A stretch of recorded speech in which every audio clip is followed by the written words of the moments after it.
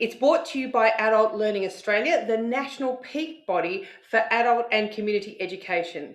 It's an international jamboree of adult learning and people living their best lives.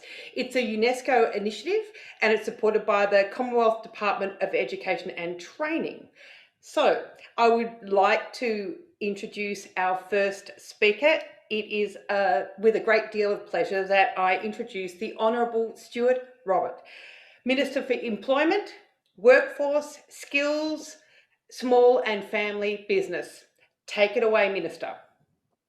Well, thank you. If I knew how upbeat it was and everyone would be brightly dressed, I would have worn a different tie. But great to be joining you for the start of Adult Learners Week. And can I thank the peak body, Adult Learning Australia, for hosting the event and for doing it for so long, over 26 years, which is pretty impressive.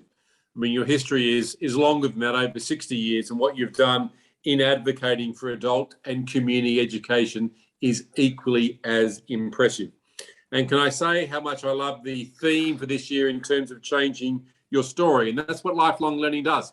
The vast majority of learning I've done, whether it's vocational or at university, has been as an adult, as in post-work at school. And I can attest firsthand how much of a difference it makes and how important it is. And it's especially important as we now deal with issues that are COVID related. For so many of those isolated or vulnerable members of our community, the adult and community education sector, or ACE for short, really helps people overcome obstacles and helps them get skills that they need, especially to engage in the workforce, which I can attest to as the Federal Skills Minister. Now, we all recognise the value of adult learning, especially the federal government, and the importance of building skills regardless of age. It is never too late to learn something new. It is never too late to get a new skill. It's never too late to change vocation or occupation. And there are a wide range of initiatives to help you do that. And the Morrison government is well and truly backing you in. There's the $1 billion Job Trainer Fund, which is designed for hundreds and hundreds of thousands of Australians to engage in low-fee or no-fee skills training. For those interested in apprenticeships, there's $3.9 billion in boosting the Australian apprenticeships. And already over 160,000 apprentices, and over half of them over the age of 25. They're not the young kids at 15 now who are leaving school and looking what to do next. And 78,000 different organisations have taken them on. So there is such a great opportunity to do things. There's further programs that include skills for education and employment, the Adult Migrant English program, and of course the Foundation Skills for Your Future. There are a range of initiatives the federal government has got that are designed to help you out. And of course, they're designed for everyone, whether you're a first-generation migrant, you're looking for work, you're looking to change your work, whether your English skills are not strong enough, if there are literacy or numeracy, you're looking for digital skills. All of these programs will help you embark on that. And I want more and more Australians to take up opportunities in vocational education and training. There are so many providers out there. There are so many accredited courses now, and we're putting so much funding into it just to ensure our economy can come out strongly after the effects of COVID. And there are, frankly, lots of different ways to learn. There's not one way to study, and that's why there are lots of pathways. And Adult Learner Week activities and events can put you in touch with all of these alternatives and put you in place or in touch with the right organisations. One popular way, of course, is through ACE, which manages close to 500,000 students in accredited training every year. And this is everyone, from Indigenous Australians right the way to those living in rural and regional backgrounds, Australians with a disability, Australians with a non-English speaking background, Australians who are struggling with their skills, including English and foundational skills. So by enrolling in a course offered by ACE, you generally have the opportunity to change your world, which is pretty exciting. And that's the whole point of the ACE week, of the Adult Learners Week, is how do we change our story? Now, for some, non-formal learning programs are great. Others will want to do something on campus. The bottom line is there is an organisation that will suit you. Great chance to get out there and speak with your providers, with registered training organisations or ACE providers. And on that note, can I thank all of the work that the trainers do and the registered training organisations do. It is so important. you continue to be the hands and feet of running the training courses so Australians can get the skills they need to equip them for their future. And literally to demonstrate and frankly to celebrate the different pathways students take, the Australian government has funded 3 Adult Learners Week scholarships to be awarded this year. The whole point of these scholarships is to help adult learners continue their education through a new pathway or by continuing on an existing one. And frankly, if you want a bit of inspiration, and I'd really encourage you to do it, I found it extraordinary. Check out the stories of some of the past winners of the Adult Learners Week website, because it's really good. There are some Australians doing some amazing things. So let me conclude now by announcing with an enormous amount of pleasure the 2021 Adult Learners Week scholarship winners.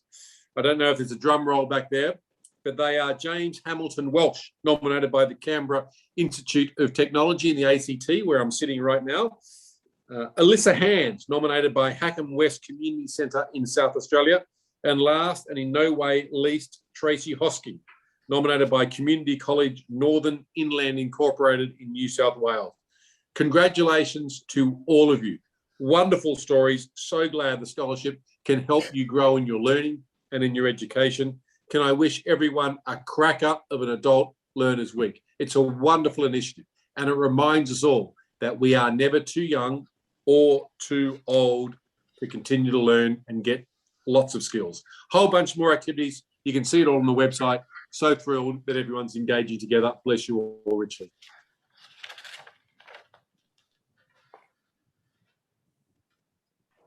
Thank you, Minister. Well, good afternoon, everyone, and welcome to the 2021 national launch of Adult Learners Week. I'm Annette Foley, President of Adult Learning Australia, the national peak body for adult and community education. I'm here in the beautiful Ballarat region, which is Wadawurrung country, and I can see some of you have popped in where you're located, and I'd encourage others of you to let us know if you feel comfortable to pop in where you're located. It's absolutely stunning today. I'm looking out at the beautiful blue sky in Ballarat, which is, some might say is quite unusual. Okay. I would first of all like to acknowledge the support of the Australian government. Essentially, especially the staff and the people that we work with in the Department of Education, Skills and Employment. And I warmly thank the Honourable Stuart Robert, who we just heard from, Minister for Employment, Workforce, Skills and Family Business, who officially just launched Adult Learners Week for us and announced the ALA 2021 scholarship winners. So if I can congratulate myself, James, Alyssa and Tracy, fantastic, and congratulations, warm congratulations from all of us. Given the high standard of applicants this year through the Learning Changes Life Foundation, Adult Learning Australia has decided to offer 3 more scholarships of $500 each. And those scholarships go to Miriam Sofriani, nominated by Pines Learning, Saw Ilaya, nominated by Wyndham Community and Education Centre, and Nora Smith-Garbett, nominated by ACE Community College. I'd like, on behalf of ALA, to congratulate all of the recipients and the applicants. Certainly, the decision-making process wasn't an easy one because of the calibre of the applications this year. So congratulations to all. It's important also to acknowledge all of the adult community education organisations that support Adult Learners Week by running some fantastic events across the nation and different programs to enable people to get a feel for adult community education and opportunities that might be great for them. Certainly, I agree with the Minister. I also have done most of my education as an adult. And of course, there are all different ways to learn and different ways that people enjoy learning. Certainly, we know that The adult learning organisations, the teachers and people that work within those organisations support people right across the nation to engage and to re-engage with education in order to change their lives. But we know, and it's certainly supported by research, that adult community education can help turn people's lives around. ACE includes, and the Minister mentioned some of these, but certainly pre-accredited training opportunities, accredited and non-accredited, including literacy and numeracy, life and job skills, English language, ICT, and many, many more. It's delivered through community centres across the country, neighbourhood houses, men's sheds and a growing number of women's sheds across the country, community groups, gardening groups, U3A, and more. All of which bring people and communities together with skills development, learning, health and wellbeing benefits. Adult education helps people to engage in lifelong learning, which builds their capability and capacity and develops the skills they need for the modern workforce, particularly as the Minister has told us post-COVID, and especially particularly in rural and regional locations. Indeed, one of the key strengths of ACE is that it's situated within community and it understands the needs of community, which is quite powerful in terms of ACE. ACE offers an important alternative for people who want to return to learning. And we know that some people in their learning journeys have difficulty. They may have issues with formal learning. They may have experiences of learning that haven't been great for them. And also we know that early school year leavers, young learners, sometimes want to come back and they pathway through ACE back into learning. Indeed, ACE has a long history in Australia as a significant contributor to the education and training sector of the nation. Today, we've got some fantastic stories and speakers. It's a great launch and it's a great day. And they'll be sharing with you the changes that learning has done for them in their lives. But before then, I'm absolutely delighted to introduce to you Jo Geyer, who has recorded a piece for us for our launch today. Jo is a very well-known musician, artist and social justice activist for positive and equitable relationships between First Nations people and wider Australia.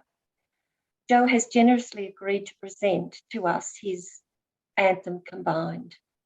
Jo's Anthem Combined is an inclusive medley using the second verse of Advanced Australia Fair that welcomes people from across the seas, and Jo's well-known song Yilal, which acknowledges First Nations people within the anthem. Jo's Yilal journey has taken the song to communities nationally and internationally, with many Indigenous and non-Indigenous singers performing it at significant events, as well as choirs throughout the world. The Aboriginal flag is like an umbrella that all clans respect, and it is a unifying symbol for all Australian Aboriginal nations. Schools in Victoria and in Queensland are now singing this Anthem Combined at school assemblies each week. It's with great pride and excitement that I introduce to you Jo Geyer.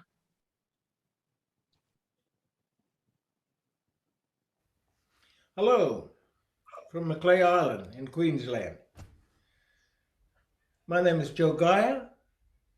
I'm a Kuki Imager person, a Kuki Yalanji and Coloring, as Aboriginal and Islander.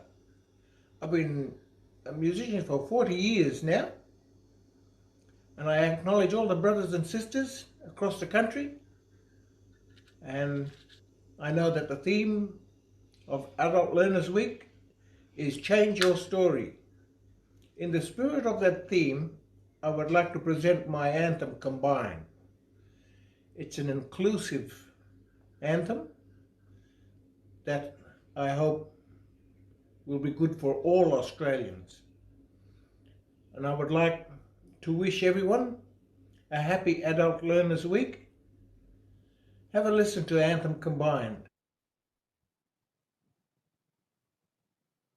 Beneath this radiant Southern Cross, we'll toil with hearts and hands to make this commonwealth of ours renowned through all the lands. For those who come across the seas, we've boundless flames to share. With courage let us all combine to advance Australia fair. In joyful strains and let us sing, Yilale, Yilale, Yilale, Yilale, Yilale. Yilale, Yilale, Yilale, Yilale, Yilale.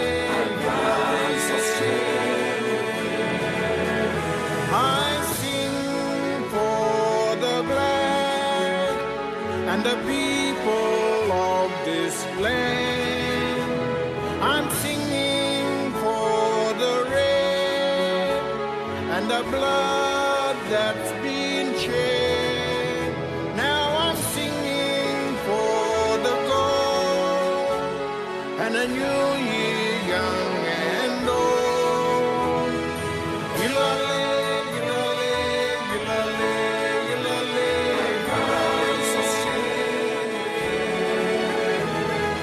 Yilale, yilale, yilale, yilale, yilale. To advance Australia.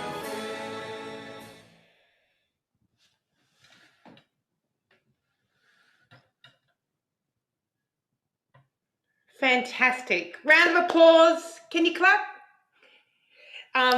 That was Joe Geyer. Wasn't that lovely? It was beautiful. It was so moving and just perfect to set the scene for our journey today.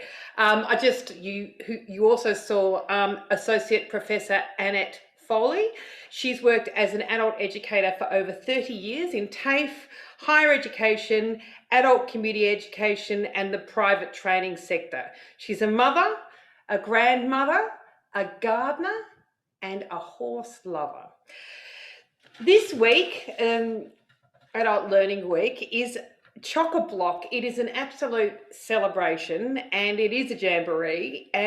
It's full of events and activities to encourage people to continue to learn and to re-engage, which not only provides pathways back into work and further education, but fosters well-being, promotes mental health, and encourages connection in people's community. This initiative and this celebration is obviously aimed at everybody, but particularly we are aiming at and we are waving to and we are trying to encourage early school leavers, vulnerable and low-skill workers, unemployed or underemployed, culturally linguistic diverse groups, disengaged young people, people with a disability, and socially and economically disadvantaged people. Now, that all may sound a little bit dry. What really excites me about adult learning is when I talk to people about adult learning and I talk to people about the notion of schooling and retraining, they still have quite sticky and stagnant ideas about that. They do think that schooling is something that kind of finishes when you're 18 or you then go to university and that is pretty much it.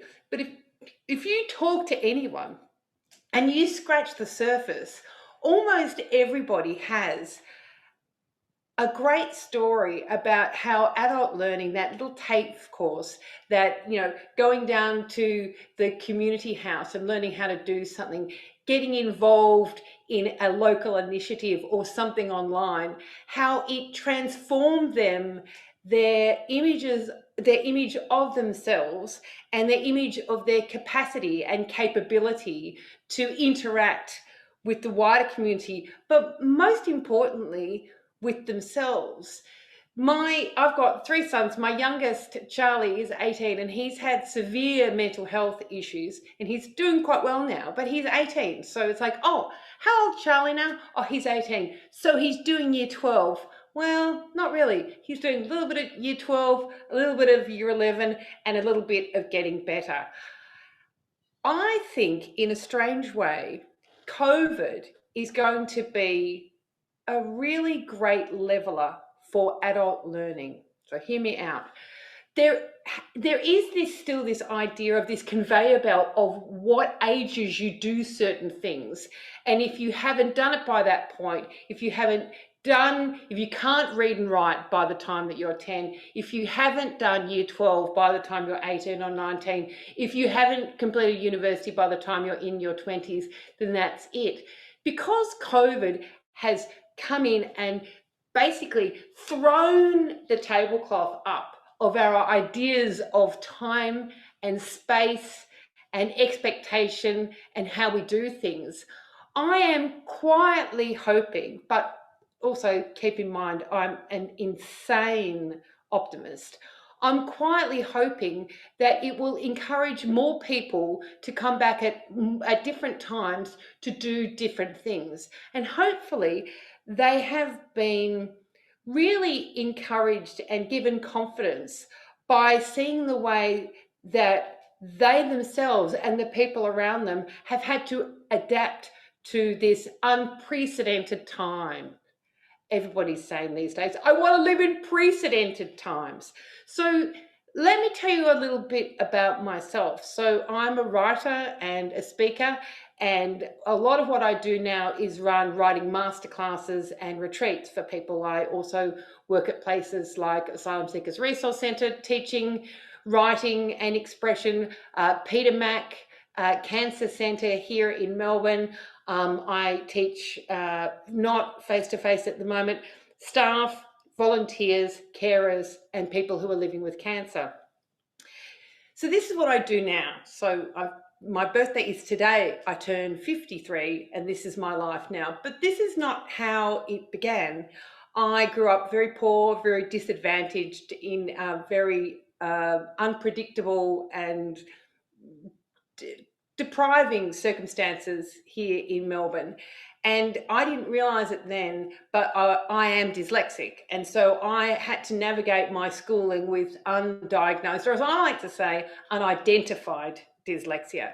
Now, dyslexia for me works, but in the same way, autism, ADHD, dyslexia looks different with every different person. So my level of dyslexia and my level of privilege and the strengths that I have made it a little bit of a roadblock, but it's been quite positive for me. So we have to also remember when we're dealing in the adult learning space that if someone comes in with what is neurodiversity or as a special need, that it's going to look different in different people and they're going to have different strengths and different weaknesses.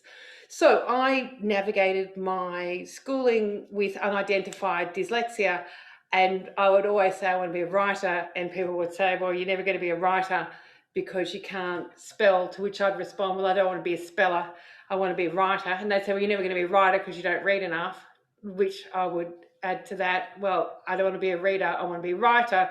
I was also super keen on music, and at the local high school where I attended, there wasn't much in the way of music studying, which I was super into. So my fantastic teachers there funneled me along to night school at Preston TAFE, where I did TOP music at night when I was, I think, 15, so in year 10. And that led to me continuing with my music and eventually getting placed at a selected entry school in Melbourne here to do my year 12, which I did music in, which was what I really wanted to do. So my journey hasn't been pulled off a path too much, and the people that we're going to be celebrating today are people who have made astonishing changes in their lives by grabbing hold of their courage and their bravery.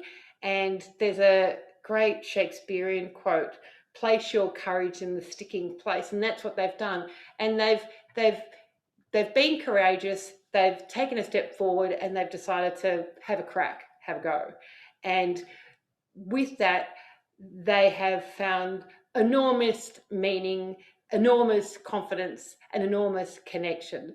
So it's important to remember the idea of adult learning is not just about getting a job. I would say that was pretty low down in the extraordinary impact that adult learning has. Having a job and having money should just be a right that we all have, and we should be able to work in a way that suits us and our family life and our ups and downs, whether it's illness or caring responsibilities or location. What these people may find is that they do get a job and it does improve their life, but it's the connection and the confidence that they'll remember from their experience. The fact that they were fearful and they took themselves out of their comfort zone, they pushed the edges of the envelope, and they found themselves in a place where they didn't know whether they could do it, but they decided that they didn't want to die not knowing. When people are on their deathbeds, they don't regret the risks that they didn't take. They don't regret the risks that they did take that didn't work out. They regret the risks that they didn't take. So Adult Learning Week is really about saying it's not good enough for us to allow the members of our community simply to survive. We want to encourage people to thrive. And how do we do that? We get into as many little nooks and crannies as we can, and we try to help people who are slipping between the cracks, or people who could just get a bit more out of themselves and more out of their lives. So we give them a wave, we show them what's on offer, and we encourage them as much as we can to get involved. It's an amazing week and it's an amazing celebration. And we're now going to have a great chat with an amazing panel. And I would like to introduce you all to our three panel speakers. Simon Fennick, Lana Masterson, and Ian Roberts. Are you all there? I'll just tell you a little about them. So Simon Fennick, give everybody a wave. Let me tell you a bit about him. A workplace accident changed Simon's life forever. He went from a happy home and a family life into drug addiction and eventually jail. Inside prison, he began a slow process of recovery through education, but the reality of post-prison life hit hard. Just when it seemed like things couldn't get any worse, a chance opportunity turned his life around. Simon.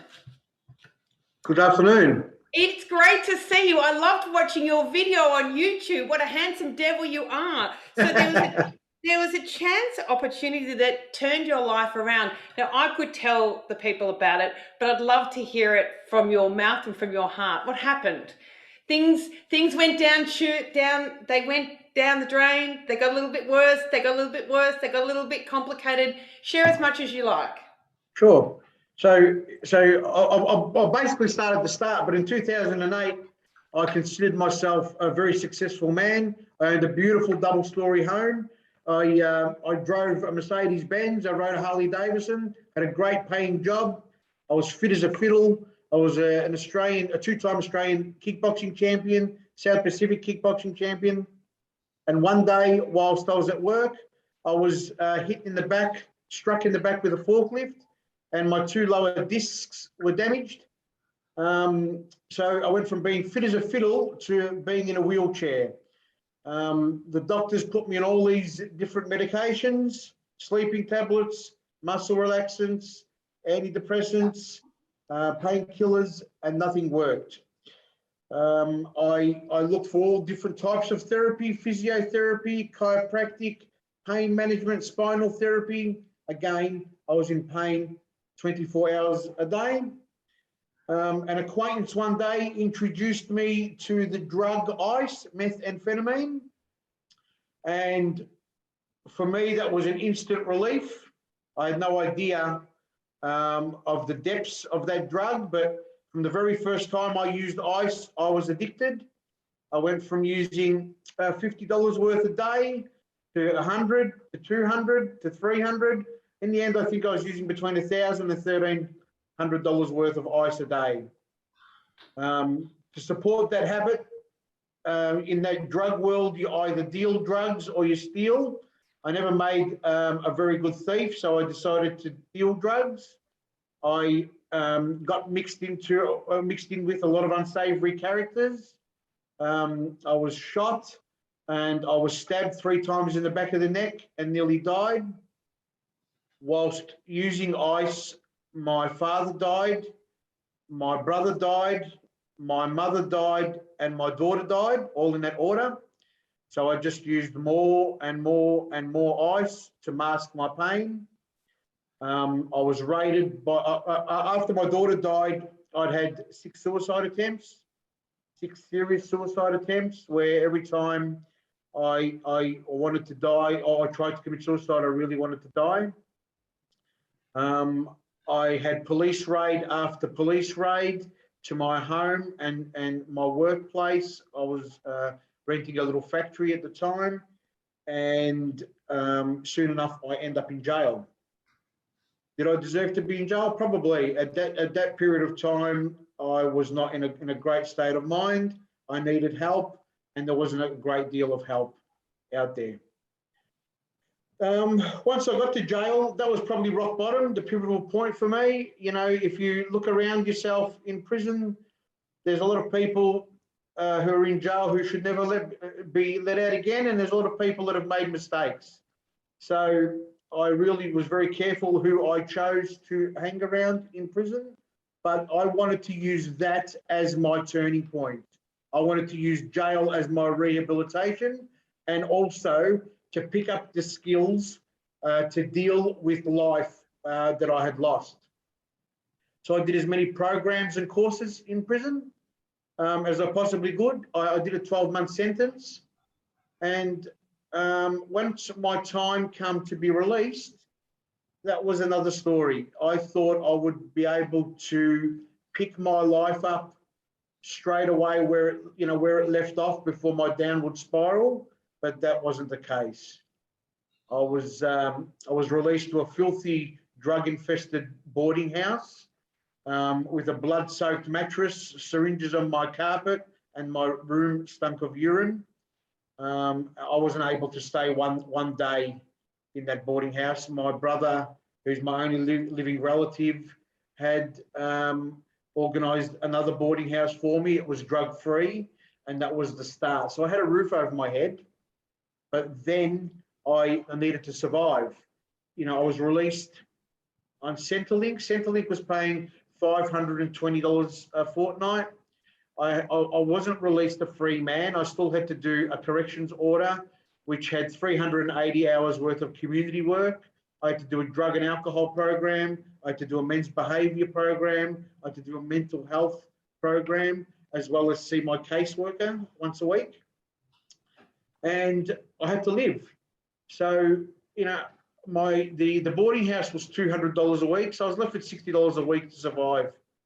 Every job I applied for, because I could only work certain days of the week, or I had a criminal record, no one wanted to give me a chance. And at that stage, going back to dealing drugs was you know, a very likely probability, because it was the only way I knew then to survive. But I knew if I had done that, I most certainly would have ended up in jail and maybe even dead this time. And that's where I was blessed by somebody opening a door and creating a chance. The company I work for today, Fruits of Work, is a non-for-profit social enterprise who create chances for those impacted by the justice system. I was offered a job. I started as a pick packer, and I made my way up to today. I'm the operations manager of the business. I'm a key part of the business, helping guys and girls coming out of the system, getting their life back together. So today, my life has turned around a million miles.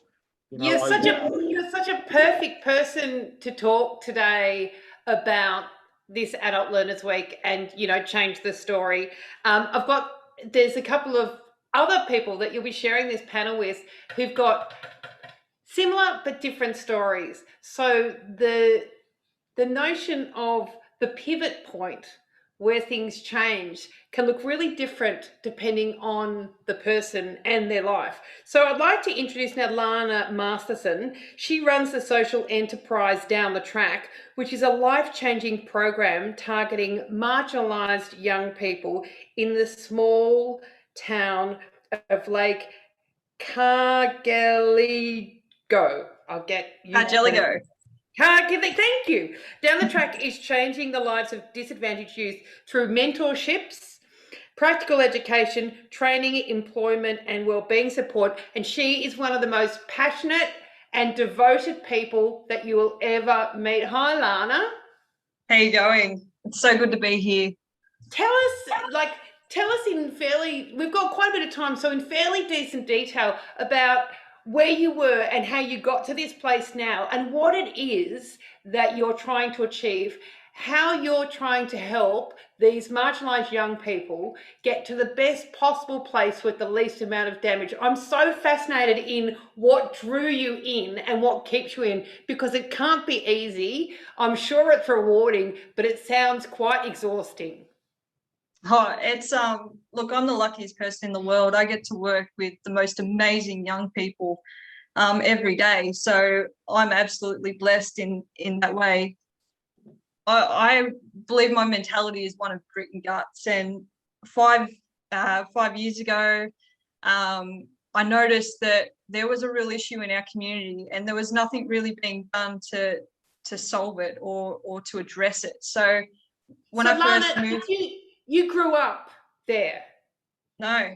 So I moved to Lake Cargelligo 6 years ago from Boston on the mid-north coast of New South Wales. And then moved out to the sunburnt red dusty plains of Lake Cargelligo. So I'm really interested in why. So how did you end up coming from the coast? What drew you there? Look, it was my partner's work. My partner is the local copper out here.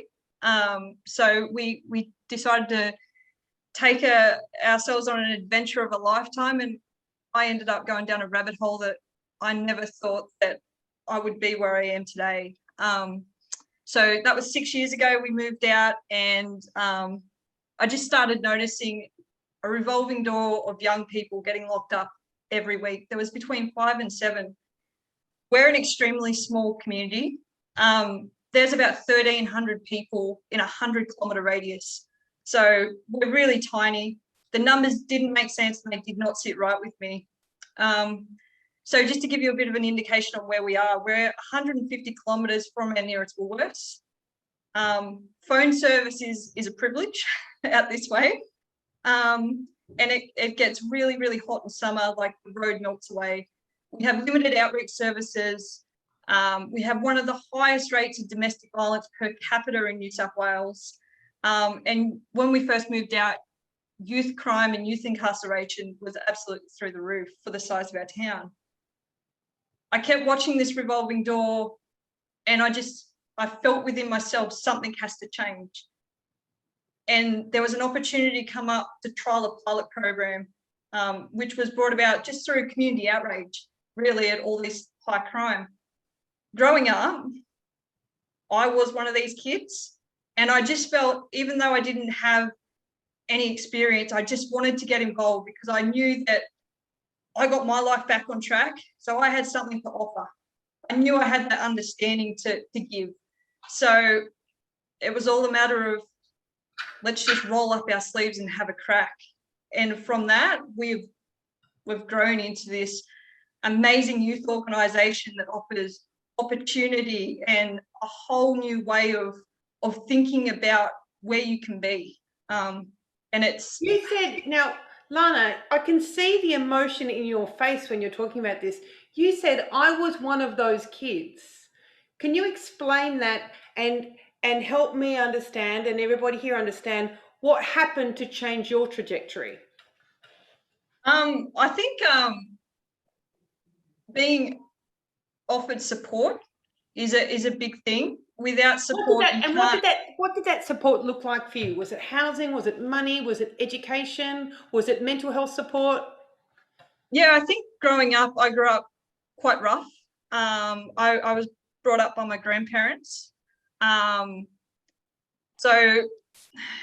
it was tough for me growing up, and it's not something I really talk about too often. So, but I guess for me, my changing and turning point was meeting my current partner, who really showed me that I'm more than what I thought I was, and that changed my way of life and the way that I looked at life. And now I pass that on to the kids that I work with every day. Sometimes you don't know what you've got until you're pushed into a corner, and then your real self can come out. That is amazing. In medicine, there's a saying, see one, do one, teach one. And when you're talking about what you do, I can't help thinking of how you've learnt through your own experience and how you are trying to pass this on to the marginalised youth there. So give me a quick rundown about how they come to you, like how you get in contact with these marginalised youth. Do the Justice, do the coppers let you know about them? Do they come to you? And what is your focus? What do you see the most important thing is to help them pivot their life into the kind of meaningful existence that they want? So we're a referral service. So we get referrals from anywhere from FACS, juvenile justice, to our local schools, community organisations, local coppers. We get those referrals, and from that moment we start working with the young person. We have many different programs that we run. Our main core program is our social enterprise, which is called Tracking Good, and that is an absolute game changer for us, because we now have kids that are the first kids in their family to hold a job. It's changing the generations to come. It's a knock-on effect that their brothers, their sisters, their cousins see that they're not going down the juvenile justice track. They're not going down the antisocial behaviour or dropping out of school, or there is other options out there for young people. And it's that knock-on effect that now they're like the kids that are in our program now are now showing that to their younger siblings, to their cousins, and to their extended families. It's a beautiful thing. I can see, but you're so visibly moved. Thank you for joining us. Our final panel member, you may be familiar with, former rugby league champion turned actor Ian Roberts, has led an extraordinary life.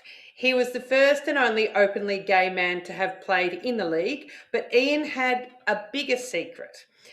He had difficulty reading and writing, and it wasn't until he reached the age of 37 that he got the help in the form of a mentor who gave him faith in his ability to learn. And he has never looked back. Hi, Ian. Can you take it away? Literacy is very close to my heart as a dyslexic and as a mother of a couple of dyslexics. Can you tell and share with us all that pivot moment between feeling like that you weren't enough to a bridge that helped you get to the place that you wanted to go to? Hello, everyone. I just want to thank Simon and Lan for sharing the stories. Simon, that's an incredible story, mate. Such a powerful story. I tip my hat to you, my friend. A very, very difficult path that you've obviously come out what seems like on top, mate. I'm glad you found a nice space for yourself. So my story is, and I suppose anyone who's suffered from dyslexia, and like I'm 57 now. When I grew up, when I was going to school, dyslexia wasn't a thing. True. It wasn't spoken about. It wasn't No. talked about. It wasn't known about. You were just either a struggling kid or what I liked. I mean, I used to refer to myself as just being dumb. And then, I mean, it might sound a bit harsh, but that was the language we used back then. Yeah. I never learned how to read and write. And it's still weird. I mean, hearing those stories, and even here now, I'm feeling within myself, I still sense that feeling of shame that Yeah. comes growing up, not knowing how to read and write. All those moments when you're asked to give stories or put down in words experiences or legalities of life, just for going through school, filling out forms, how difficult all those processes are. And I look back to the things I used to do to avoid them, like being asked in class as a 6-7-year-old to get up and read from the book. Oh, I'd kick up a fuss and run out. I was that troubled child who would. yeah, right. Unfortunately for me, we didn't live far from where school was. So I mean, I learned how to avoid it. Reading and writing, and my functional literacy when I left school was at a really low level. The other thing, I suppose, is my education wasn't really valued in the family I grew up in. We grew up in a pretty low social economic situation. My parents were, and I'm English, we were 10-pound poms. My mum and dad had 3 kids when they came over here, and I had another one. But my mum and dad were hardworking people. My mum was a cleaner, my dad was a process worker his whole life, but education was never valued. School was almost like a substitute babysitter while mum and dad went out to work. Yeah. And you know, like, fortunately or unfortunately, however you want to see it, I managed in life because of my sporting ability. And I never really had to rely on my literacy capabilities, which were basically zero when I left school. But the thing for me was, even at school, I mean, people here will maybe, if they know of me through rugby league, but I was always a part of the ensemble, the acting troupe through school. So I had always liked and been fascinated and attracted to acting, but sport kind of took off for me. But I do remember the thing that always used to terrify me with any form of acting was cold reading or reading from the script. Oh, yeah. And I suppose, I mean, as I said, I left school and sport took off for me. When I retired, I was like 34, and I quite literally, fortunately, my car had broken down from NIDA, the National Institute of Dramatic Sports in Kensington, about 100 yards up the road from where NIDA was. And I had to walk by NIDA to go to a garage to get my car serviced or get someone to come down and help me with the car. As I walked by NIDA, I just thought I'd duck in there and see if there's someone in there who can help me with maybe some one-on-one casual acting classes. I met a man who changed my life, Kevin Jackson. He was an acting teacher there. And Kevin took me under his wing. He said, look, you know, he basically, when I met him that first day, he asked me to go away and read and learn some text and come back the next week, and I could audition for him for this one-on-one training. But at that initial meeting, Kevin, when I said to Kevin, when he gave me the text and I was looking at it, and I said to him, oh, Kevin, I can't read and write. I remember that, just the sense of that moment of like owning that, like, I've just got to say this, I can't do this.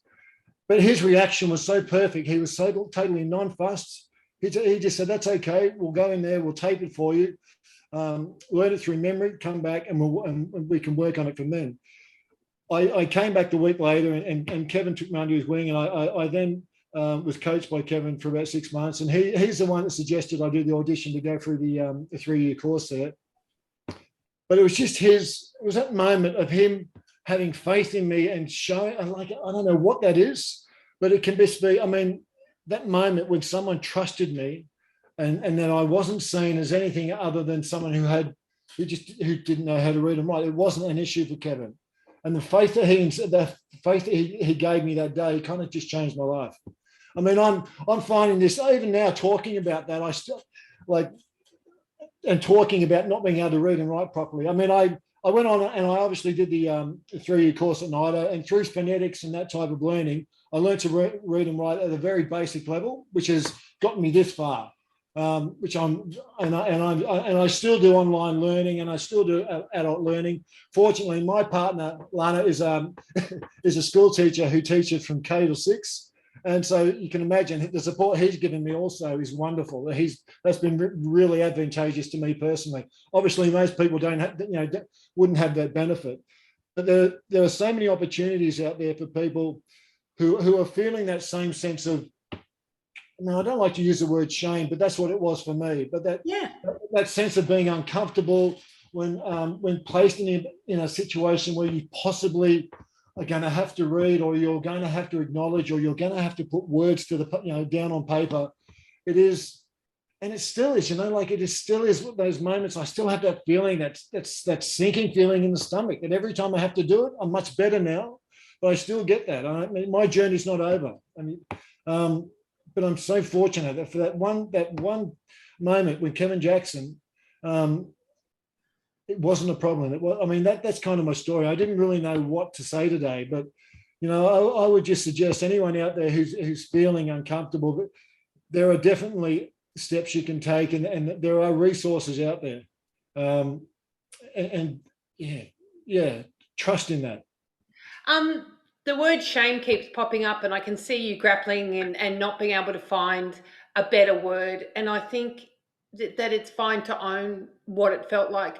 And that wasn't your fault. It was society that made you feel that lacking and that you weren't good enough.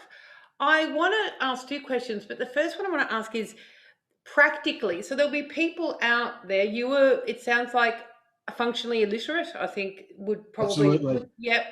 Yeah. Can you actually explain, you said, and then I learned phonetics and stuff. Where did you learn phonetics? How did you find a place to, as an adult, become more literate and more functionally literate than you were?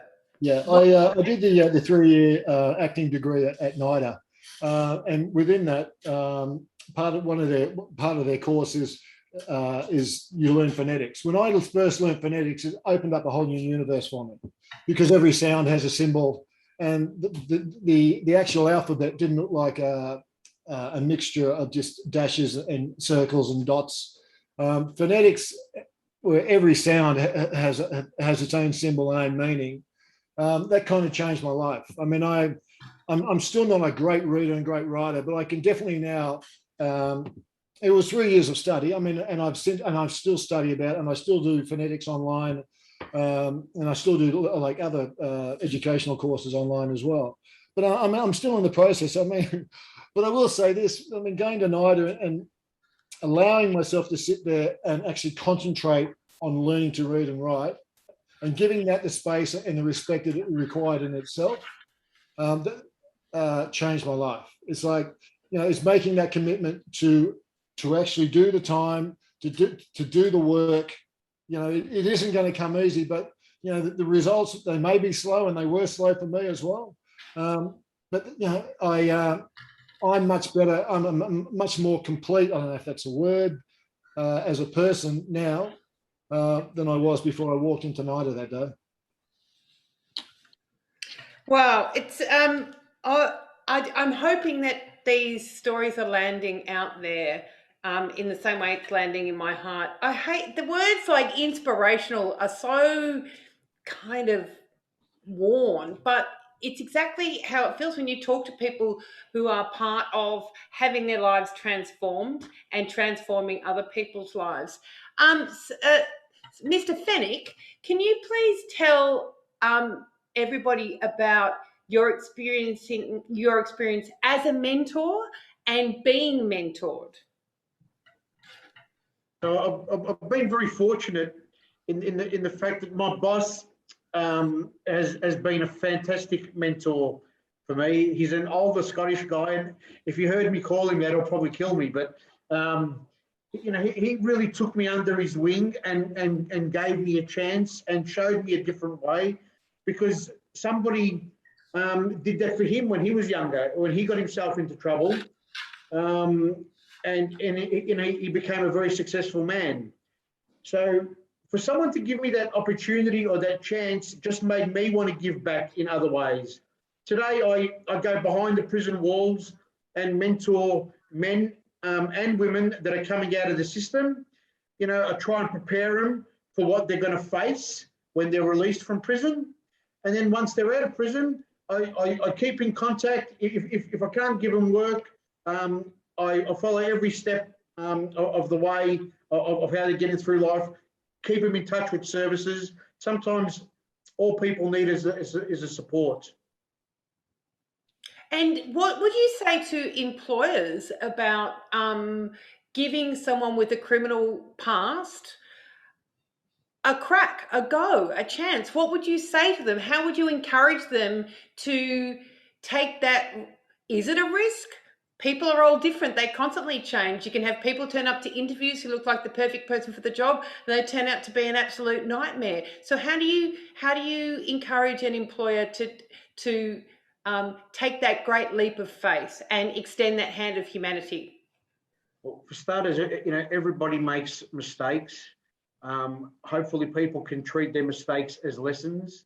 You know, if you learn from that mistake, well, I think you've overcome a hurdle.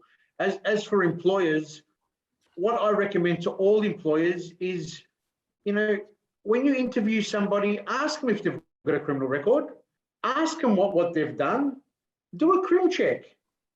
So pay for a paid crim check. And if they've been open and honest from the start and disclosed what they've done, the mistakes that they've made, and it marries up with their crim check, that's the first sign of honesty and integrity. You know, I would much rather employ somebody who has made a mistake and owned it and changed their life than someone who's got away with it. Lana, I understand that some of the education programs that Down the Track runs are to get people work ready.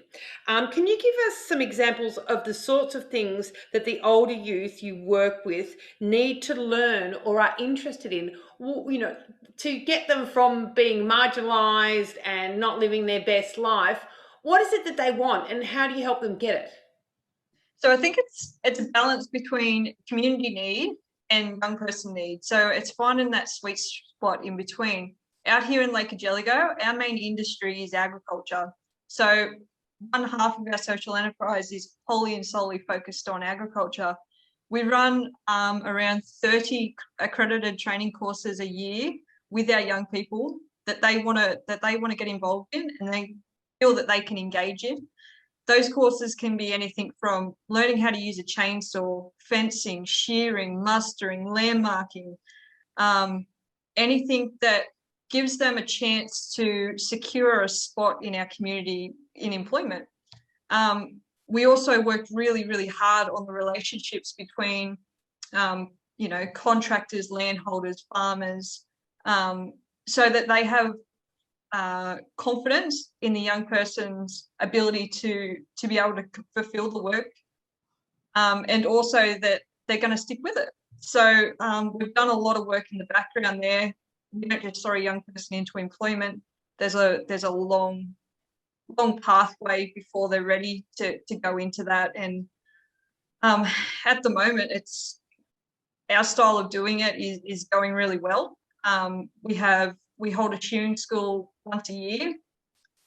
On average, out of 14 kids that go through that tuning school, 6 will gain casual employment, seasonal work. So there's a lot of hard yards before they're actually ready for employment, but we're there for those hard yards with them. How many young people are you dealing with at any one time? Like, how many people's lives have you had contact with and changed? At the moment, we've got 40 enrolled in Down the Track, 40 young people. We work with young people from the ages of 10 to 20 years old. But if someone really needs some support and falls outside of that age bracket, we're not going to turn our back on them. So there's no real time frame on how long a young person remains in Down the Track. They're there for as long as they need to be here. And there's always Even if you move away and you come back, your home is always here with Down the Track. Lana, do you have a really special story about someone who, look at your face. Did you see her face just light up? Like just a little special story that kind of gives you goosies and makes your eyes prick with some warm tears. Can you tell it without falling to pieces? I bet you, I wonder if one came straight to mind or whether there were several. I'd love you to share just one of these stories. I've actually got a pretty, I can't promise that I'll hold it together when I tell you the story, but Okay. It's a story. Catherine, I absolutely live and breathe Down the Track and everything that it stands for. The kids are the first thing I think about when I wake up in the morning, if they've had somewhere safe to sleep, if they've had a feed. And they're the last thing I think about before I go to bed of the night. The same questions go through my head. Sometimes I'm sometimes up through the night just doing a Snapchat check-in just to see who's awake and who's up and about and why they're up and about. And I don't know, I just don't switch off with it. I just live and breathe everything that we do here at Down the Track.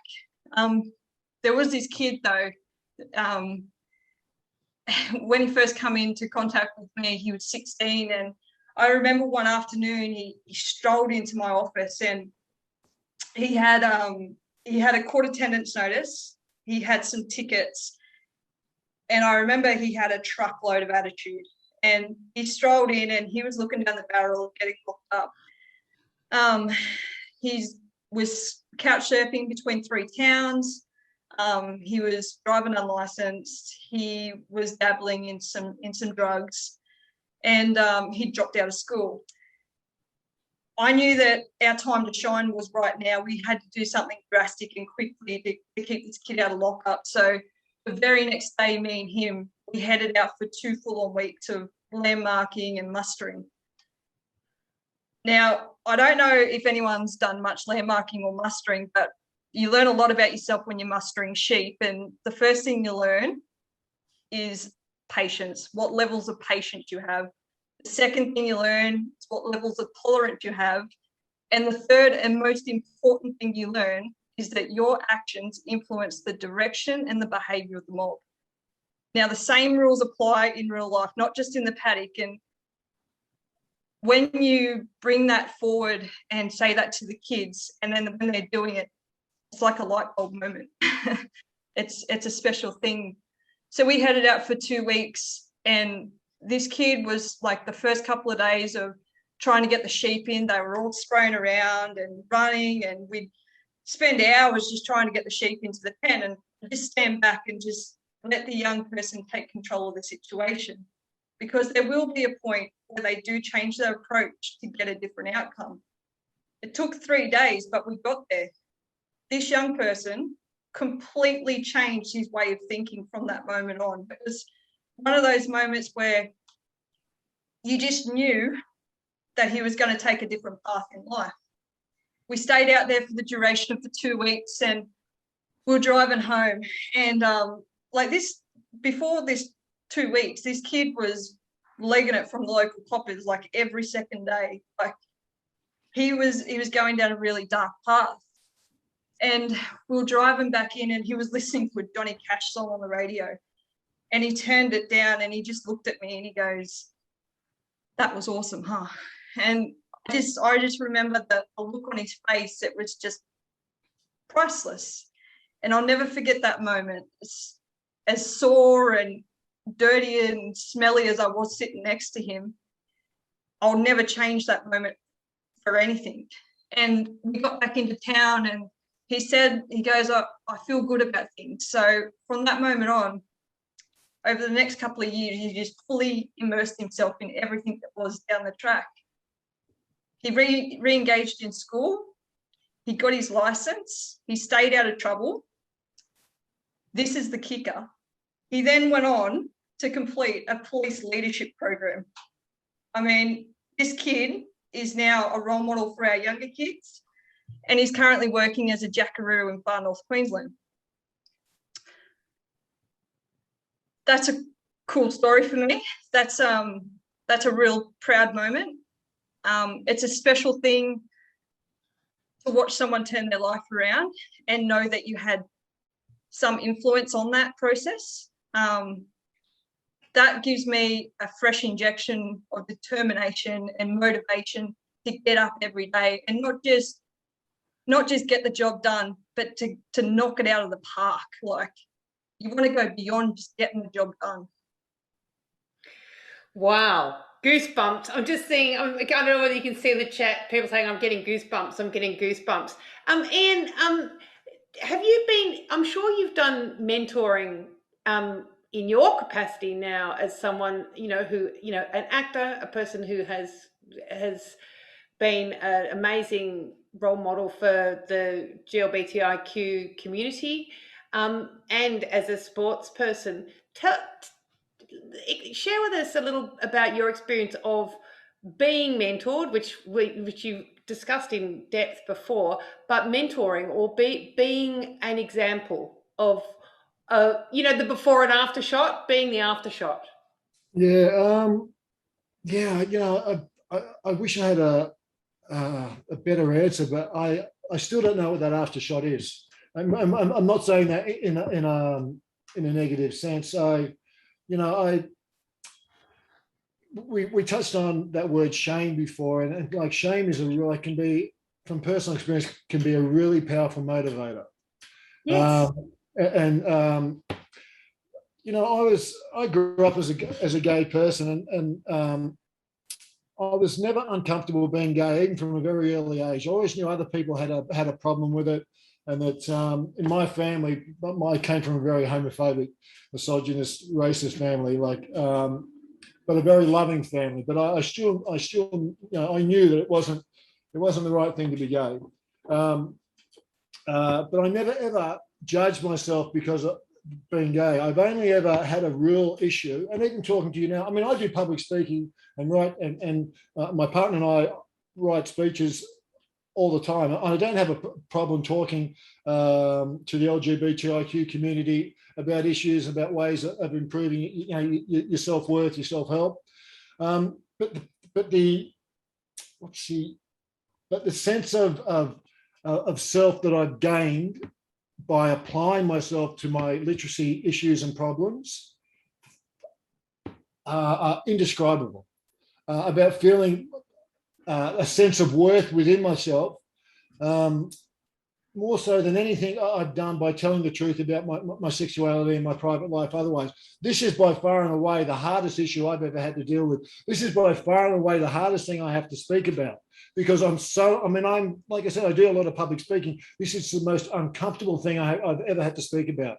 But I do believe that just us sharing these stories about our own personal situations and experiences growing up, that can be a branch for other people. That can be, that can be so powerful for other people, accepting that, you have to take.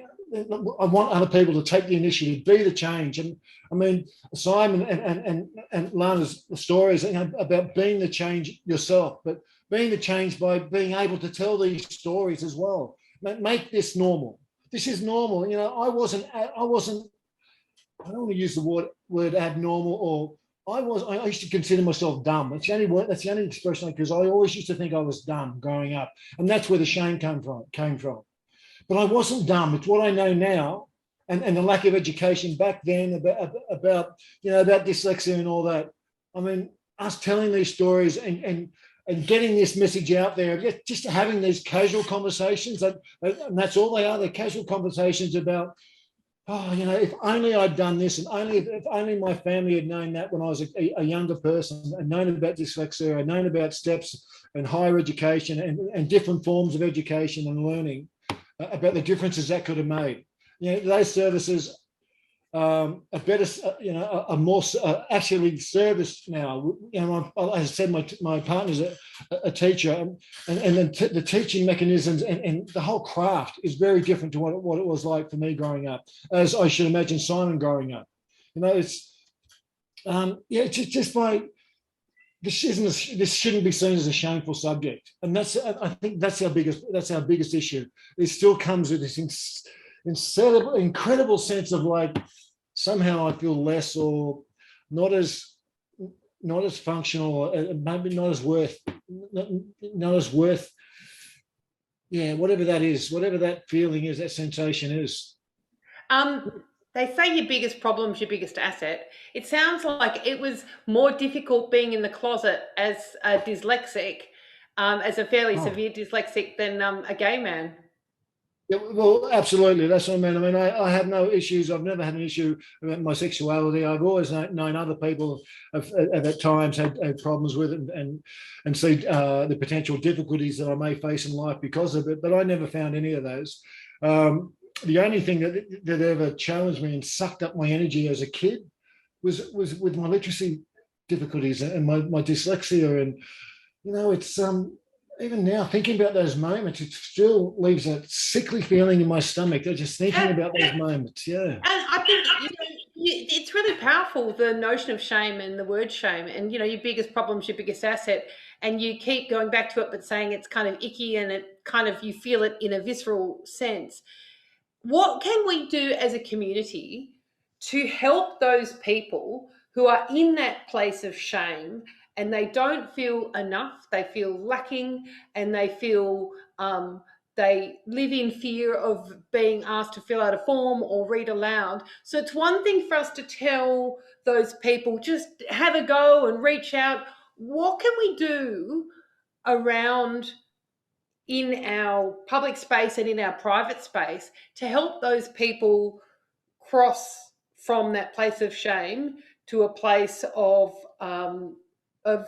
feeling worth and feeling that they are enough? That's again, that's a really difficult story. I mean, really difficult question. I still think conversation and sharing our stories. I mean, I said I grew up in education wasn't valued growing up. My dad was illiterate. I mean, I only found that out. I found that out when I was in my 40s because I'd already finished my course at NIDA when I found out my dad was illiterate. And literally, my dad was at the same sort of literacy as I was 10 years prior to that, which was really like that was just only because it was never spoken about. It was never education. And education wasn't valued because of my dad's illiteracy. He almost like didn't put a value on it because the system or whatever. I mean, we're now talking back in the 50s in London, England, when my dad grew up. But, you know, the system failed my father as well. I mean, so it's about having those conversations. It's about, you know, and the only way to get over shame is, you know, is to talk about it and make it normal. Make these situations normal. We're all different. We all have different learning capabilities. You know, the education system is here in Australia. It's wonderful. I mean, I can't speak highly enough of it because of my partner and the stories that he tells me about kids facing difficulties and what's available to them now. Yeah, I mean, it's about having conversations like this. Simon, I'm sure you're nodding your head. And is there something that you'd like to share? We've probably all got a few minutes left before we finish our panel. Is there something while you're in this position, while you're speaking to educators and people who've been affected and had their lives transformed by adult learning that you'd love to share with them?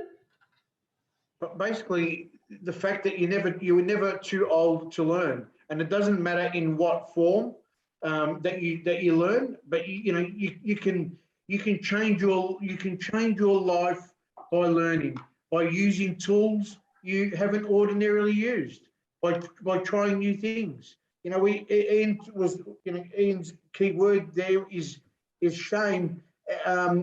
For us at Fruit to Work, the guys that come out of prison, it's stigma. You know, it's almost like they've got a tattoo on their forehead that says ex-offender, you know, been to jail. Trying to remove that or to make people believe in themselves again is not as easy as it seems. And the only way they can do that is through education. You know, learning about goal setting, learning how to reflect upon yourself, dealing with emotions and worry. It's all education. So you're never too old to keep learning. Hey, Simon, while I've got you there, can you tell us a little bit more about what Fruit to Work does? And it's a little drop off situation of gorgeous, yummy things. Yeah, look, it is an amazing program. It was developed by two young guys. One was a psychologist in the prison system that kept seeing guys come back to prison, and when he kept asking them, you know, why are you back? He every time he got the same two answers, that they couldn't get a roof over their head or they couldn't get a job. Now they sort of work in sync. If you can't put a roof over your head, you can't get a job, and vice versa. So Fruit to Work offers transitional employment for people who have been impacted by the justice system. We bring the guys and girls in, we help upskill them, might get them a forklift license, truck license, a pickpacking course. We help them with their goal setting. And then we do a transition script as well, where we check in every month, every 2 months, every 3 months. And when we think the individual's ready and they think the individual's ready, we will transition into full-time employment. Our business is purely driven by volume, by sales of fruit and milk and pantry items to workplaces. And since the business has been running, it's been running for 5 years, not one person that has joined the program has returned to prison. So we've got a 100% success rate where, you know, 2 out of every 2 people, 1 will return to prison in the first 2 years. We've got a 100% success rate, and no one has gone back to prison that has joined our program. So, is there any talk of spreading Fruit to Work to other places? So where is it currently? So it's currently Melbourne based. We've just spread it to Geelong, and the plan is to spread it to regional, because there's a big need in regional Victoria for work for ex-offenders, and we'll just see how we go from there. If we can scale it interstate, we will. Fantastic. Lana, I'm thinking about what you are doing there, and I want to know how Down the Track has changed you, and I'm wondering if you are thinking about expanding it, beyond the limits of where you live. Tell me about what it's done for you and what the future looks like, or you'd like to look like. Well, as for what it's done for me, Down the Track has completely changed my life. I'm now happy, healthy, and living my best absolute life. As for plans for the future, we are, looking at growing our social enterprises and providing our young people with more opportunity and more platforms for them to reach their greatest potential. I'm also fortunate to be a part of a network of like-minded people that are all crusading for young people that are doing it tough and that need a hand. That network is called Backtrack Everywhere. So at the moment, there's 6 communities that are involved, and we are looking at expanding that. I think they get around 130 inquiries from all over Australia every year for other, communities looking to start up something similar to Down the Track and Backtrack in Armidale. So it's an exciting time. It's the first time there's ever been a network of people crusading together for our disadvantaged young people and our most vulnerable young people. And it's a really, really special thing to be a part of. Oh, gorgeous. We're going to finish up in a couple of minutes.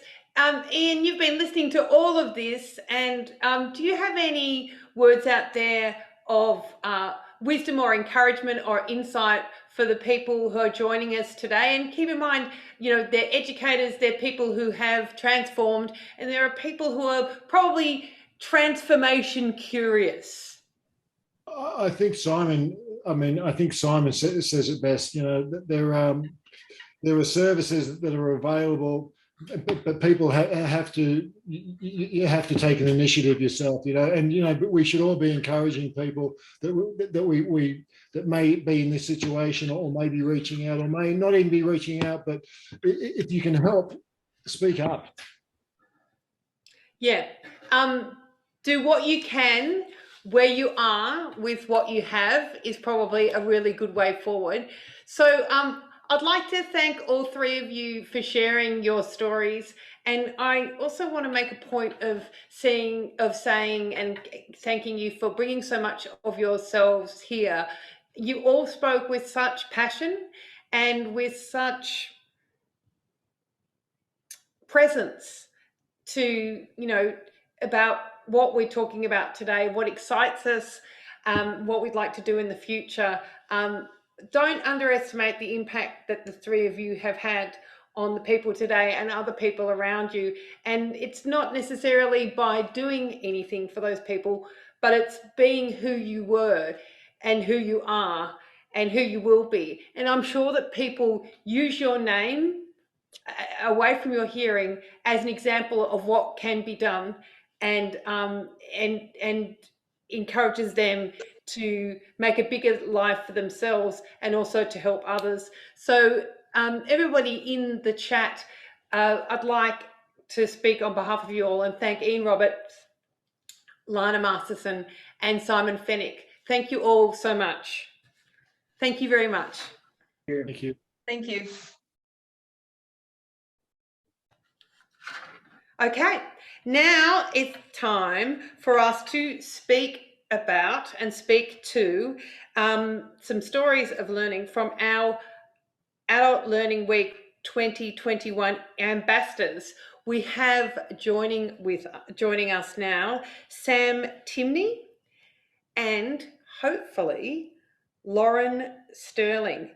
Will be Sam and Lauren will be joining us, and they're going to be discussing their experiences, their fascinating stories of learning for our Adult Learning Week 2021, our fantastic ambassadors.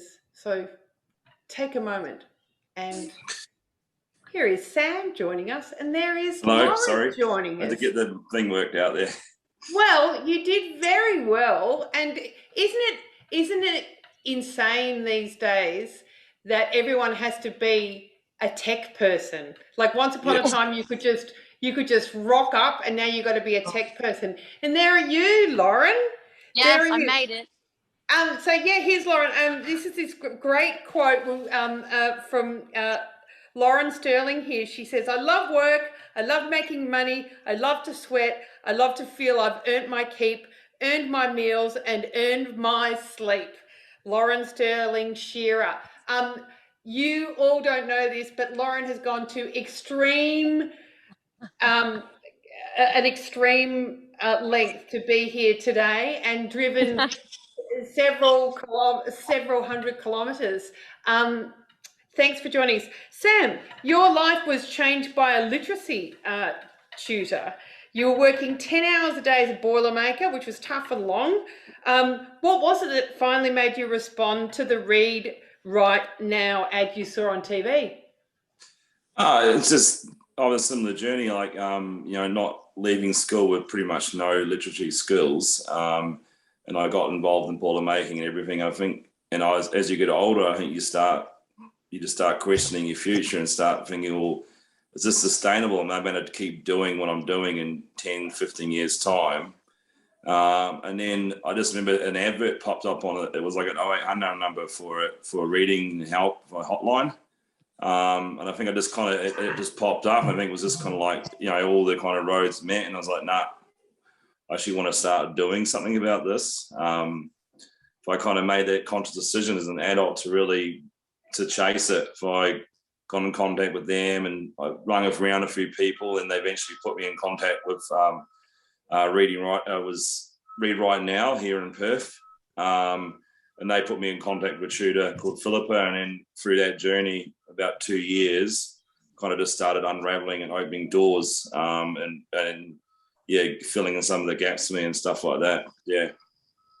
Well, how did it feel? So how did it feel meeting Philippa for the first time, making that big stretch and feeling probably a little shy or maybe embarrassed or excited? How did you feel? What was that like, that first session? It was a little bit of a mixed emotion, to be honest. I'd like to say, yeah, I just walked in and it was cloud nine and I was keen and mustard, but it was this real kind of like, there's a double-edged sword, like you are decided that there is opportunity to change and to get past some of their difficulties, but then you're worried that if you're going to invest all this time and energy and you don't overcome it, and because I think with somebody like myself, that with having reader difficulties, a lot of disappointment in your life, because a lot of stuff that you want to do that you can't do because you can't read. So it's kind of a bit of a both. I was so happy to have somebody like Philippa that was, happy to give up their time as a volunteer and invest into me was amazing, and that was really encouraging, and also somebody to teach you as an adult, not as somebody coming in that's a child. Used to teaching children how to read and then trying to teach an adult how to read was quite different.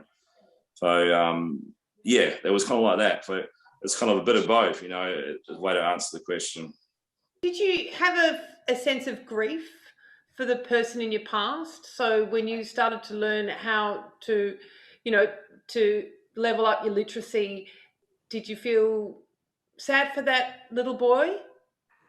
Yeah, you do. You do. I see you carry a lot of shame, and there's a lot of frustration, a lot of anger, and it's still, you can kind of, and disappointment, because you're always hoping your life would be a certain way. Like I always had a dream to go do naval architecture because that was my passion.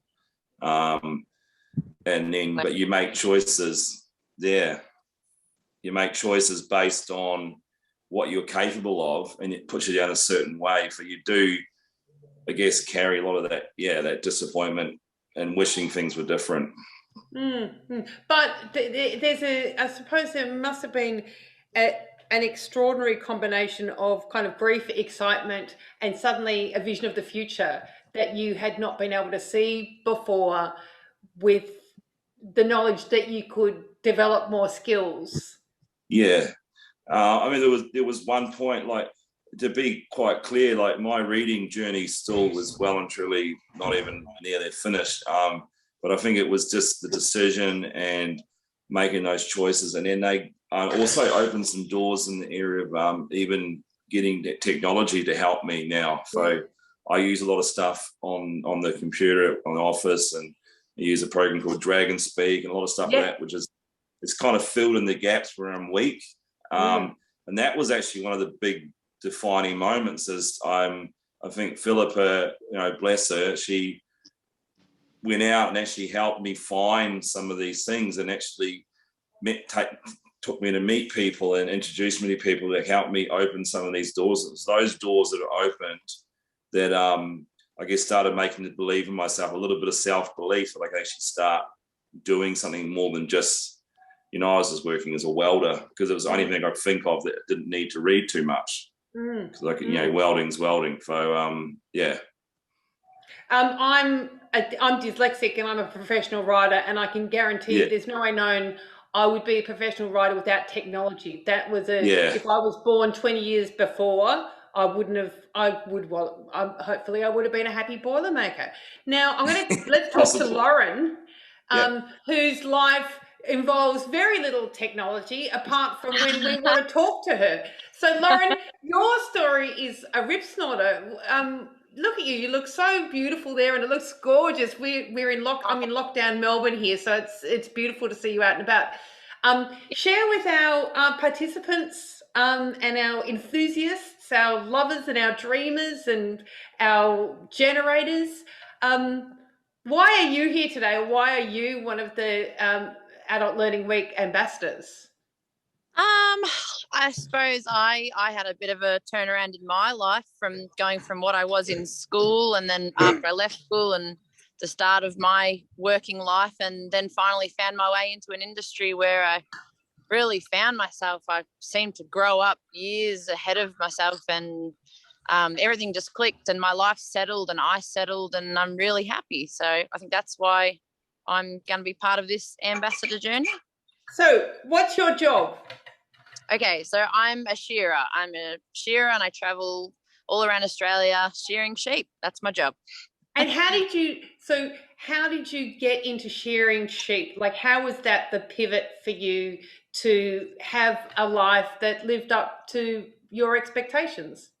It was really just the right place at the right time. I met the right people who made some suggestions and offers, and sort of offered me to come in and work in a shearing shed for the first time. And I'm all for trying something different, especially anything with animals. I love animals and outdoors and sweaty work. I like that. I like to feel like I've worked. And I just happened to be working with a farmer one day who offered me to come into the shearing shed and do some of the wool handling work. So I jumped at that, and that first shed went for 2 weeks. And on the last day of that shed, I shore my first sheep, and that's what I wanted to learn to do.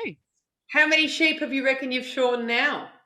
Oh, I don't know. That was 2 years ago that 3 years ago that I shore my first sheep. 2 years ago I did shearing school. I honestly wouldn't know, probably a few thousand, but not nearly as many as some of the people that I'm working with. Sometimes they talk about part of what makes humans happy and feel that they're having a meaningful life is mastery. So, you went from doing lots of kind of different jobs to learning how to shear a sheep. Now, that's not something that anyone can just do. You really need to learn, and you need to skill up with that. It's not just simple as, oh, there's a tennis racket, there's a ball, have a smack.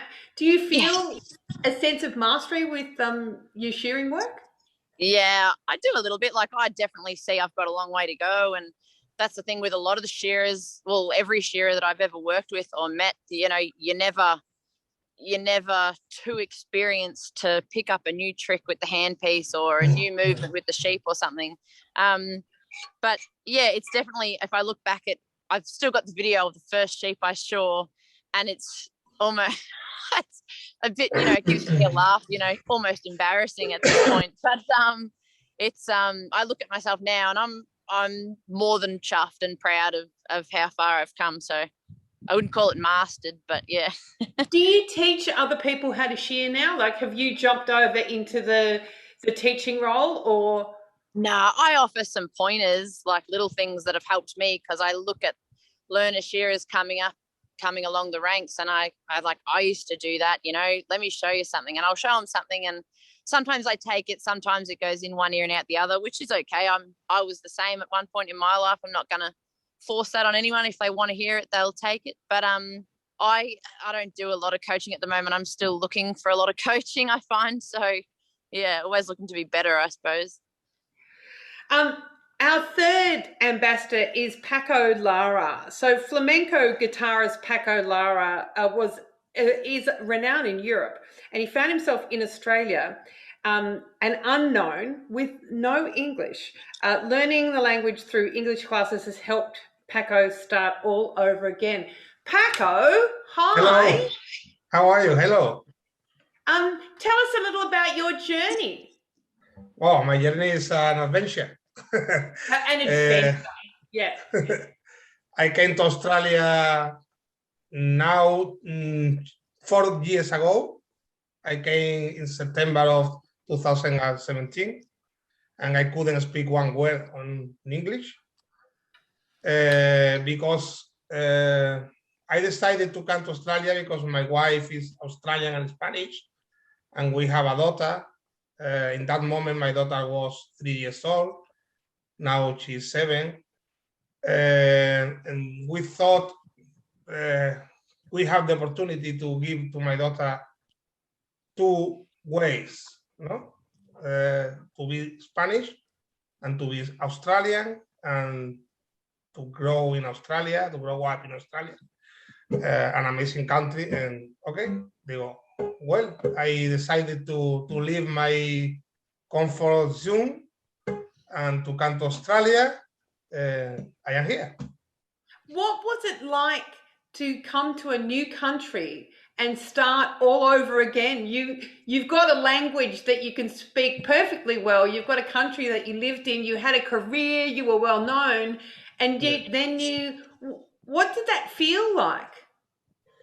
Well, at the beginning, I felt like an alien in Australia, because everything is new, and especially the language, the communication, my contact, my friends, the music industry. I didn't know anyone here. It was, or it is being a little bit hard, or very hard for me, for different reasons, Language, flamenco music is not very known in Australia, like in other countries, like Japan or Latin America or Europe. And I am promoting my music here, and I had to do a lot of work here, like an artist, like a guitarist, and like a promoter of my culture and my style or my genre of music. Beautiful. Sam, I'm interested in your literacy journey. What can you do now that you couldn't do before you started tutoring? And what's a goal that you have as far as literacy is concerned in the future? In the future? Can you repeat, please, the question? This is a question for Sam. Sorry, Paco. Sorry. He's so keen to answer questions. He's keen. You can answer that too. So I'll just ask that question again. What's something that you couldn't do that you could do now, as far as literature is concerned? And what's something like a future goal that you have in that area? Well, I think what how I'm trying to summarize it. Obviously I can read significantly better. I wouldn't call myself a fluent reader by any chance, but I have ability to. I think one thing I learned, and I remember learning it. I was like, I used to know I know phonetics. I knew phonetics in school, and then for some reason she started telling me about syllables, and I was like, oh, never heard about syllables before. But suddenly, it was just those little bits of information that give me ability to start understanding words better. If I find now, I'm currently working as the workshop supervisor, and I find I can read words clearer in context. So if it's on a work instruction or on a job card, I've got enough context that I can kind of read the word a lot clearer. So that's something I've definitely noticed more and more. And also be able to read and understand the information coming off the computer. When you do something, it pops up, caution, don't do this. I find even that I'm able to read a lot more clearly now, more and more so as I've choose to expose myself to a lot more reading and not kind of hide away from it like I used to. Just keep pushing at it and keep chipping along. It just seems to getting a little bit better, a little bit better, a little bit better. And also, I have like an e-pen reader I use, and I have stuff on the computer that I use, and those kind of things help fill in the gap. For people who don't know what an e-pen is, and do keep in mind there's probably quite a few people out there who are literacy improving curious out there. Yeah. What's an e-pen? And also explain what Dragon is. Okay, so e-pen is I don't know where they come from, but it's called an e-pen reader. It's basically like an electronic pen that you hold in your hand. And I think what it does is you drag it across text. It has to be printed text and clear, and it must scan or just scan the text, and then it reads it back to you. So say if you're reading a document like I do for work, and it's a technical document, and there's a massive long word that you don't understand, you can just drag across that word and it will give you clarification on that one word. Wow. It's actually really amazing. And you can just carry it in your top pocket. They're not cheap. They're about $400, but I think it's well worth it. And then Dragon Speak is basically a voice to text program that interfaces with your Microsoft stuff. I'm not sure about Apple, but I use my emailing. It does it on Word. It does it on XP, and I have a functioning. So I use it to do my emailing and stuff like that at work at the moment. So and that's what Dragon Speak does. I heard about it years ago, but I think as technology is getting better, I find that the ability to recognize your accent and voice and the way you speak is getting better and better. So that's two of the main programs I use. Plus there's some few inbuilt ones I use just on Microsoft, just general stuff. Yeah. Sam, how do you feel about yourself now?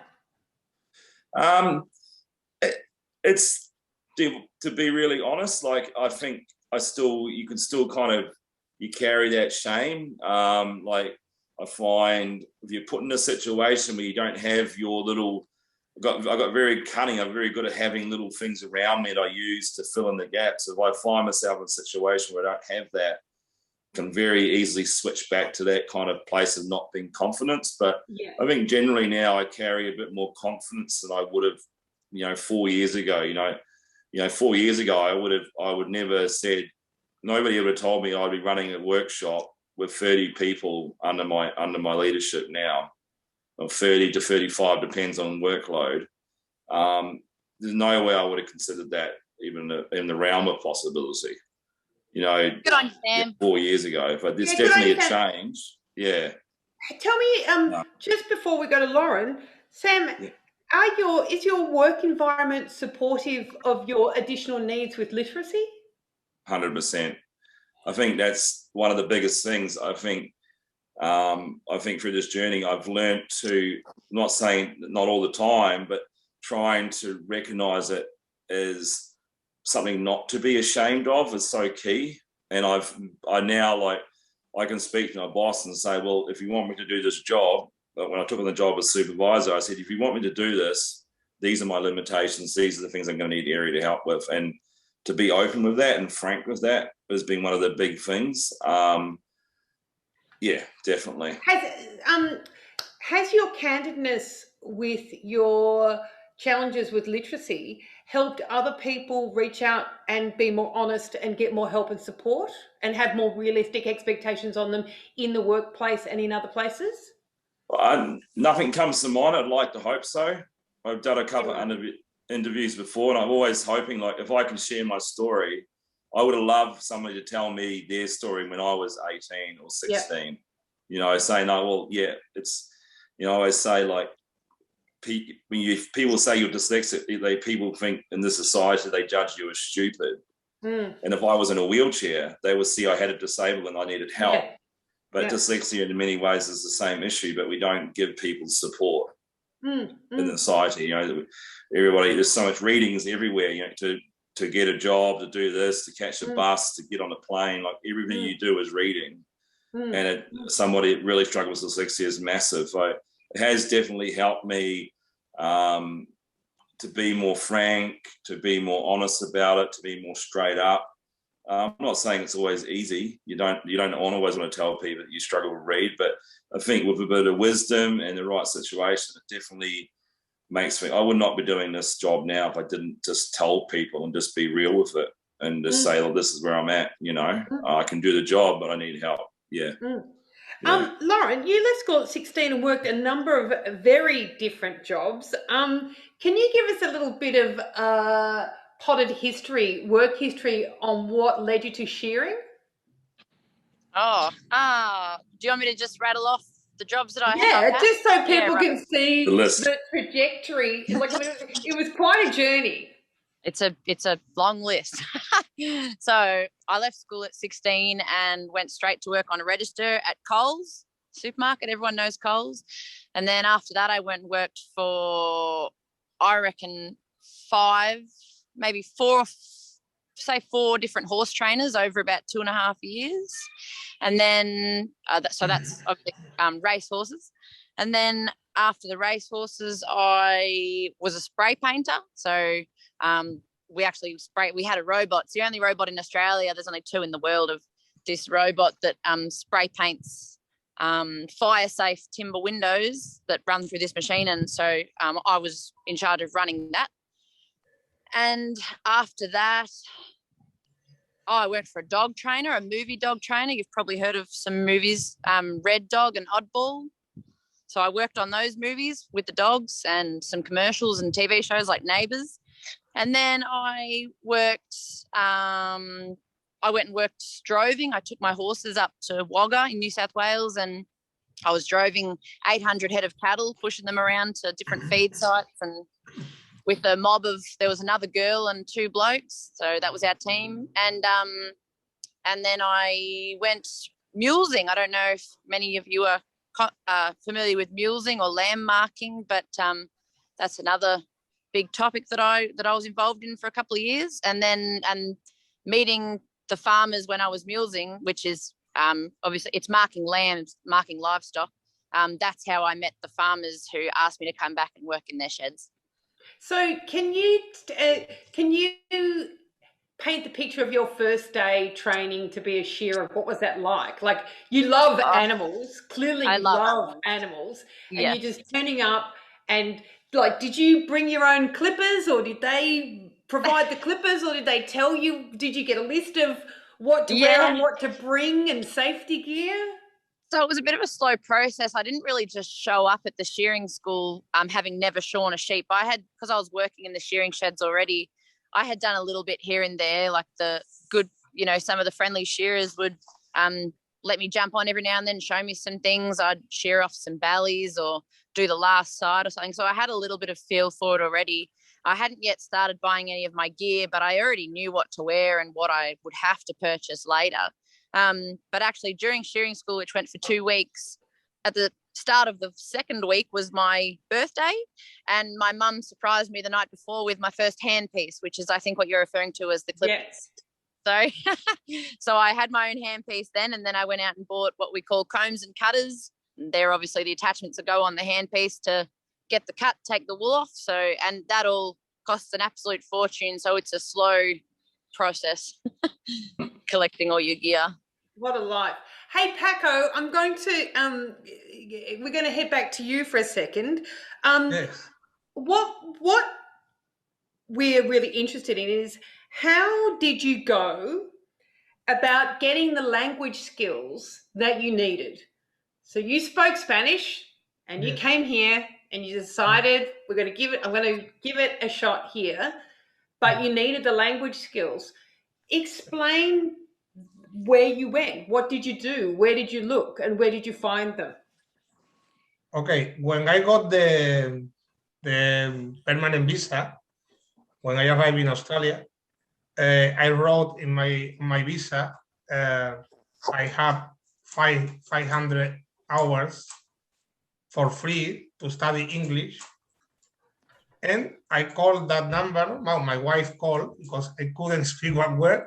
and I started in level 1 in mainland, in Max Solution, and little by little, going to the class, and little by little. Now I am in level 3. My English is still very bad, but at least I can communicate a little bit. Paco, did you make friends in the class?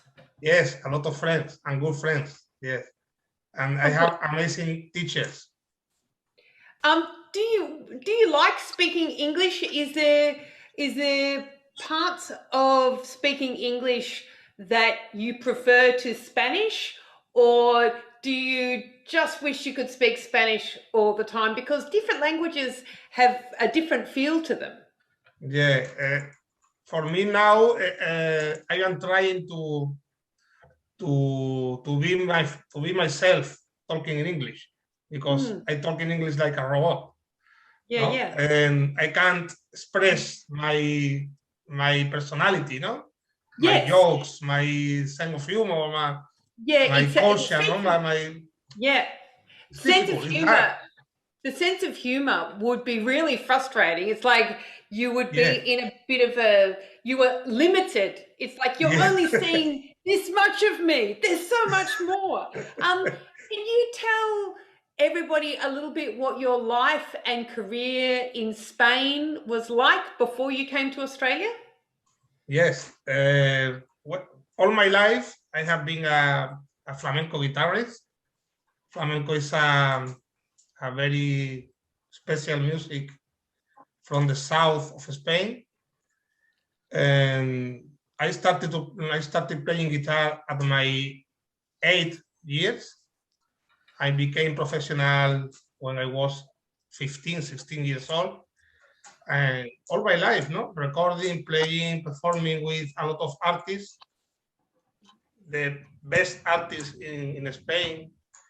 I am very lucky because I have performed with them around the world. But when I came to Australia, I couldn't find professional flamenco artists, only 2-3 artists, no? And I started playing with them, no? But then I decided to start my solo career, no? And record an album in Australia, in Sydney, the Andalusian guitar. And well, playing guitar like all my life, but now from in another point of view, no? And like a protagonist, no, of my music. Mm, mm. Yeah. Wow. Did you ever think that you would end up living in Australia, Paco? As a little boy, what would you have thought if somebody said, hey, Paco, in a couple of decades' time, you're going to be living in Australia and you're going to be speaking English? If someone said that to me 20 years ago, I say you are crazy. I only knew Australia from the National Geographic and the and the movies and no. But I met a wonderful woman in my town in Jerez, and I fell in love, and I'm here. You never know what the life is going to bring to you. Right? No, you don't. Paco, there's a joke. It says, how do you make God laugh? How do you make God laugh? You tell him what your plans are.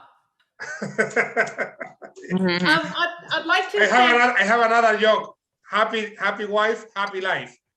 And my wife said to me, I want to go to Australia. I am here. That's funny because it's true. Thank you so much, Lauren and Sam and Paco. I've also Paco's going to take us out with a song, but before that, I'd like to thank the Honourable Stuart Robert, of course, Annette Foley, Ian, Simon, Lara. I'd like to also congratulate again our scholarship winners, James, Alyssa, and Tracy. And I would particularly like to thank Catherine and Georgia, who are the masterminds behind all of this, Anthony Artman, who is on tech doing a fabulous job, and a very special thanks to our interpreters, Rebecca Ladd and Marie Madden. I wish you good afternoon, and I'm going to hand you over. Oh, and also a big thanks to Joe Geyer with his fantastic song, Anthem. And I'm going to leave you in the capable hands of Paco Lara, who's going to play us out. So thank you.